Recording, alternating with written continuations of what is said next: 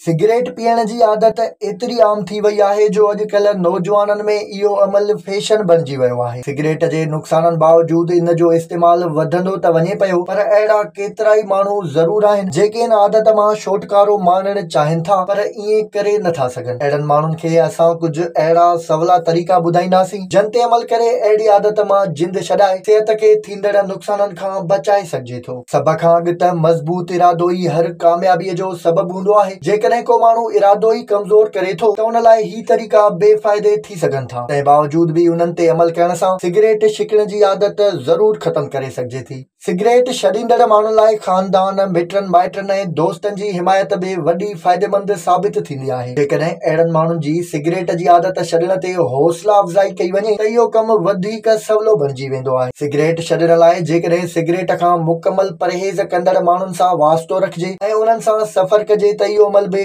कारआमद साबित थींदो आहे। अहिड़ा माण्हू सिगरेट छॾींदड़नि खे बहितरीन एहसास ॾियारींदा रहंदा आहिनि। सिगरेट छिकण जी आदत मां छुटकारे लाइ तिर्ज़े ज़िंदगी मटाइण इंतिहाई अहम कमु आहे। जिस्मानी वर्जिश, खाद खुराक में तब्दीली, सब्जियुनि, मेवनि ऐं खीर जो इस्तेमाल बि सिगरेट छिकण जी आदत खां परे रखण समेत उन जे नुक़साननि खे बि घटाईंदो आहे। सिगरेट छॾण जी ख़्वाहिश रखंदड़ माण्हुनि खे अकेलो रहण खां मुकमल तौर पासो करणु घुर्जे। फौरी तौर ते सिगरेट छॾण हर कंहिंजे वस जी ॻाल्हि नाहे हूंदी। उन करे जेकॾहिं को माण्हू इहा आदत कढण में ॾुखियाई महसूस करे थो त इहो सिगरेट खां घटि नुक़साननि वारे मुतबादिल इलेक्ट्रॉनिक सिगरेट या कंहिं ॿी शइ जो बि इस्तेमालु करे सघे थो। अहिड़े माण्हुनि खे घुर्जे त खुलियल हवा में साहु खणण जी कोशिश कनि, जेको अमल उन्हनि खे सुकून ॾींदे सिगरेट जी घुर्ज खे घटाईंदो आहे। विज़िट कयो अवामी आवाज़ मीडिया ग्रुप जी वेबसाइट awamiawaz.pk